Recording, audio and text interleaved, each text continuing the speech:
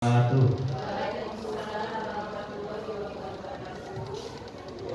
Yang terhormat Ibu Sri Novianti selaku mentor kegiatan orientasi dan teman-teman peserta orientasi yang saya hormati.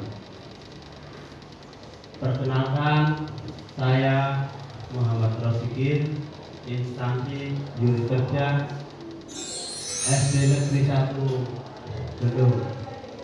Di sini saya akan melaporkan hasil orientasi pengenalan nilai dan etika bagi P3K Dirimanto Pemerintah Kabupaten Pemalang di Tilok 6 SMP Negeri 4 Comal, angkatan 29.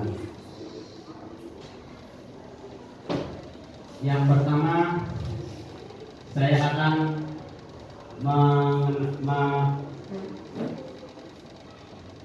mengenalkan visi SD saya, yaitu terwujudnya peserta didik yang berakhlak mulia, cerdas, terampil, unggul dalam prestasi, berwawasan global, dan peduli lingkungan.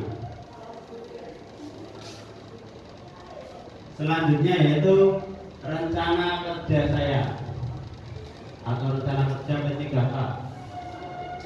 Di sini saya akan memaparkan rencana hasil kerja pimpinan yang diintervensi, yaitu terlaksananya peningkatan kualitas praktek pembelajaran guru dengan indikator meningkatnya kualitas praktek pembelajaran guru. Di sini saya melakukan 5 rencana kerja. Yang pertama, membuat perencanaan pembelajaran di kelas. Yang kedua, pelaksanaan pembelajaran IPS yang menyenangkan. Yang ketiga, melakukan refleksi dan perbaikan dari pembelajaran IPS yang telah dilakukan. Yang keempat, melakukan pengembangan diri sebagai guru kelas. Dan yang kelima, kolaborasi dengan stakeholder untuk proses pembelajaran. Untuk rencana yang pertama yaitu membuat perencanaan pembelajaran di kelas dengan indikator membuat rencana pembelajaran untuk mapel IPAS. Indikator yang kedua, kesesuaian SPP dalam pembelajaran diferensiasi. Indikator yang ketiga, kurun waktu penyusunan. Dari 3 indikator tersebut saya melakukan 3 tahapan dan 3 output kegiatan. Tahapan yang pertama, mengidentifikasi karakteristik siswa untuk mempelajari latar belakang, minat, dan kebutuhan siswa. Dengan output memperoleh data yang menggambarkan latar belakang, minat, dan kebutuhan belajar siswa. Tahapan kegiatan yang kedua, kesesuaian RPP dalam pembelajaran diferensiasi dengan output dokumen yang berisi tujuan pembelajaran. Tahapan yang ketiga, menentukan tujuan pembelajaran yang merujuk pada capaian pembelajaran, alur tujuan pembelajaran. Dengan output administrasi kelas berupa RPP atau modul ajar. Dari kegiatan itu, saya menerapkan nilai-nilai berakhlak. Yang pertama, kompeten. Saya melaksanakan tugas dengan kualitas terbaik, yaitu mengidentifikasi karakteristik siswa. Yang kedua, saya menerapkan harmonis. Saya menghargai setiap orang termasuk para siswa, apapun latar belakangnya. Yang ketiga, akuntabel. Saya mengembangkan RPP modul ajar dengan cermat. Pelaksanaan rencana yang kedua yaitu pelaksanaan pembelajaran IPAS yang menyenangkan dengan 3 indikator. Yang pertama, melaksanakan pembelajaran IPAS dengan mengimplementasikan RPP yang telah disiapkan. Yang kedua, kesesuaian pelaksanaan pembelajaran dengan RPP yang telah disiapkan. Yang ketiga, kurun waktu penyusunan. Dari indikator tersebut saya menerapkan 3 tahapan dan 3 output kegiatan. Yang pertama, membuat RPP untuk materi yang akan diajarkan dengan outputnya dokumen RPP modul ajar lengkap.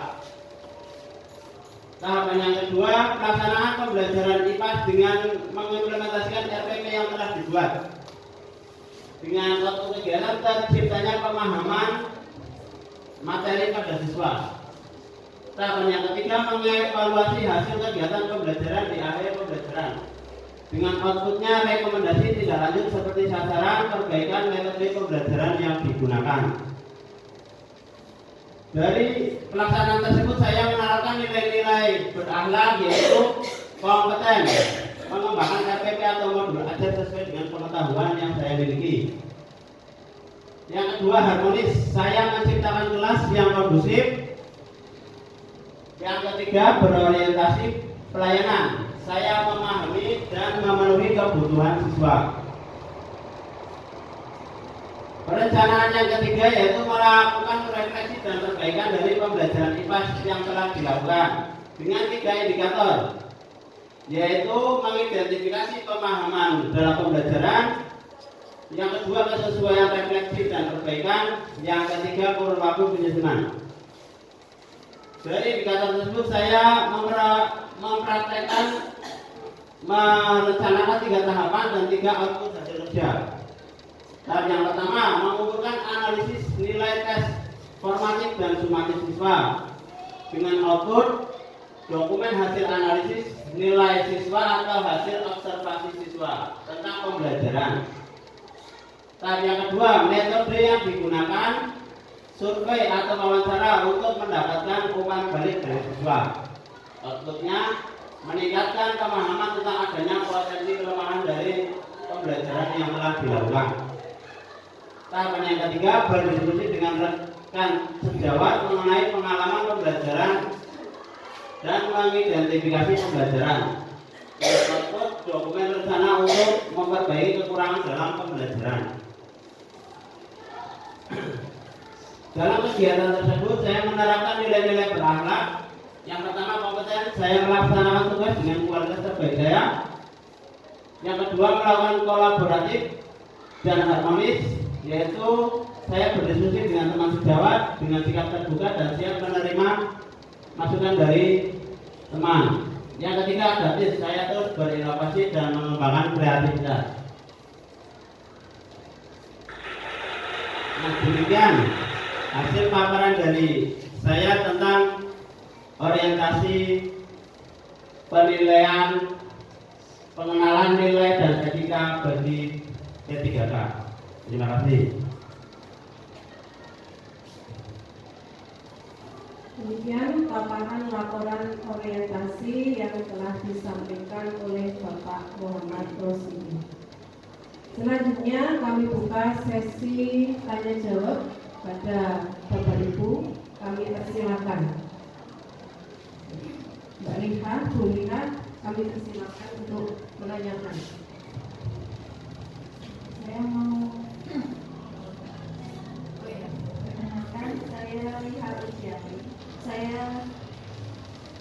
Tadi kan Anda menjelaskan tentang bagaimana cara mengidentifikasi karakteristik siswa untuk mempelajari latar belakang, minat dan kebutuhan siswa dalam pembelajaran.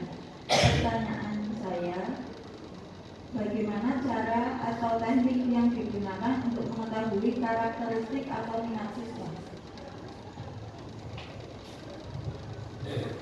Ya, terima kasih Bu Liha, pertanyaan yang bagus.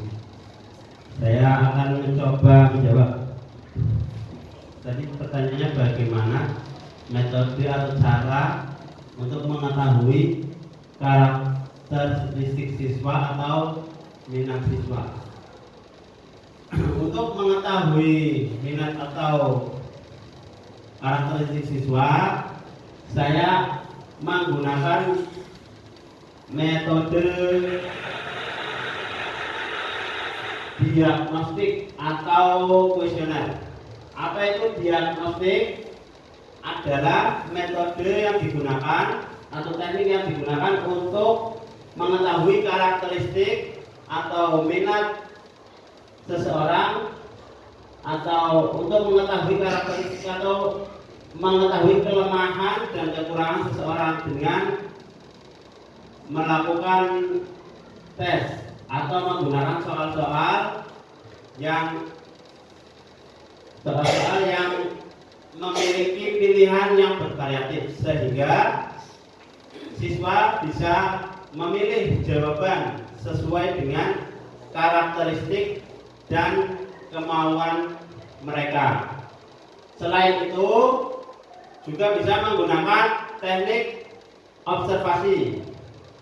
Terus bisa juga menggunakan teknik interview atau tanya jawab.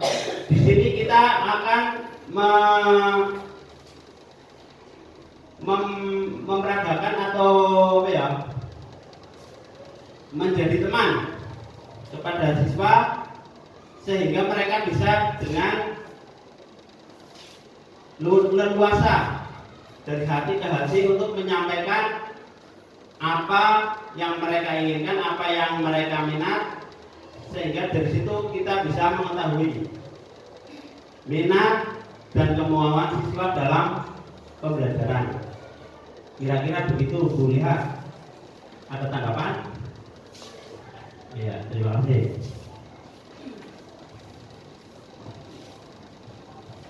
Selanjutnya tanggapan dari Ibu Mentor, saya persilakan pada Ibu Sri SPD untuk memberikan tanggapan masukan.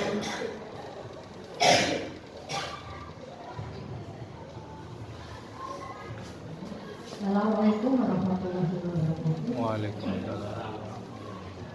Setelah mencermati dengan apa yang telah dipaparkan oleh Bapak Mohrozuddin, yang pertama untuk sistematika dan bagus, sudah sesuai dengan yang ada di panduan. Kemudian untuk yang rencana kerja, kemarin kan ada rencana hasil kerja, kemudian rencana hasil kerja, aspek, indikator, kemudian target. Di situ belum kelihatan targetnya, deh. Target belum dituliskan. Kemudian untuk yang terakhir tadi, penerapan nilai-nilai berakhlak. Yang terakhir tadi ada yang dua, yang terakhir.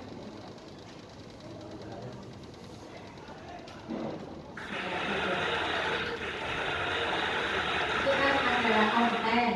Nah, kolaboratif dan harmonis. Kalau misal pakai 4 ya berarti kolaboratif sendiri, harmonis sendiri, adaptif sendiri. Betul tanggapan dari saya. Nah, kemudian tadi ada RPP yang berdiferensiasi ya. Oke. Berarti sudah membuat RPP yang berdiferensiasi. Kita sudah diterapkan langkah-langkahnya. Kemudian nanti menggunakan tes diagnostik atau kuesioner, menggunakan soal-soal yang bervariatif. Kemudian tadi dengan observasi sama interview.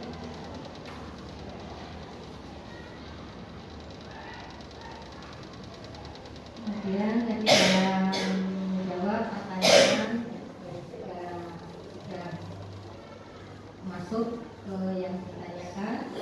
Nanti kalau bisa itu di ini ya, penerapannya nilai akhlaknya satu-satu saja. Itu tanggapan dari saya. Kemudian dalam memaparkan sudah jelas, kemudian apa makalahnya juga, kemudian dalam berkomunikasi lancar baik. Ya, dari saya tanggapan dari saya Profesor. Assalamualaikum warahmatullahi wabarakatuh.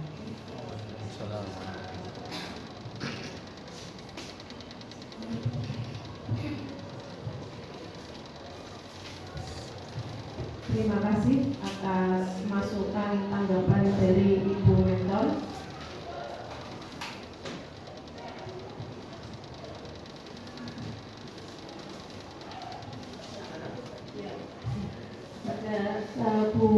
Pada Bu Pak Muhammad Rozikin, kami persilakan duduk